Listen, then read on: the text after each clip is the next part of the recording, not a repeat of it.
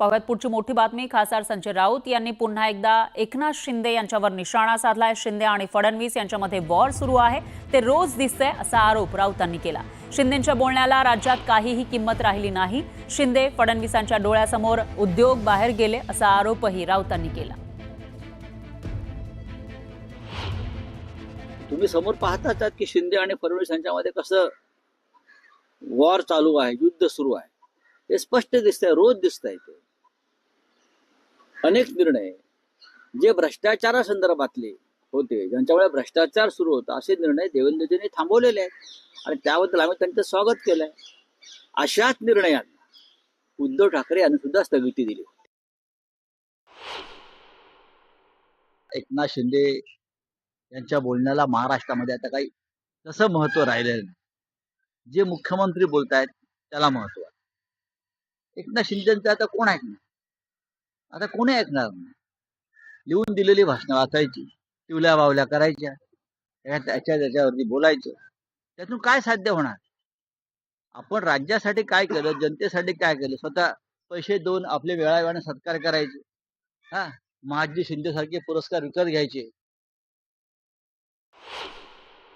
उद्योग आणि सेवा क्षेत्रामध्ये आपली पिछेहाट आहे। याचं कारण देवेंद्र फडणवीस आणि एकनाथ शिंदे यांच्या डोळ्यासमोर महाराष्ट्रातला उद्योग हा परराज्यात गेला, हे मान्य करावं लागेल। महाराष्ट्रामध्ये गेले 3 वर्ष उद्योग आणि सेवा क्षेत्रामध्ये अजय अशर पॅकेज किंवा अजय अशर फॉर्म्युला झाला आणि त्याच्यामुळे आपण उद्योग आणि सेवा क्षेत्रामध्ये मागे पडलो।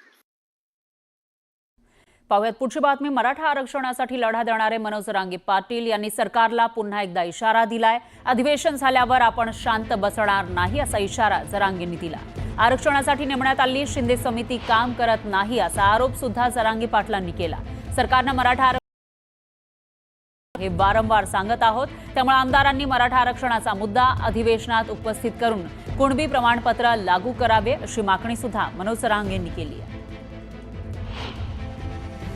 आता अधिवेशन संपेपर्यंत आपण आहेत शांत, मग शांत आपण राहणार नाहीत, कारण तात्काळ अंमलबजावणी करावी आणि राज्यातल्या सगळ्यांना कुणबी प्रमाणपत्र देण्याची कारवाई सुरू करावी। समितीही काम करत नाहीये।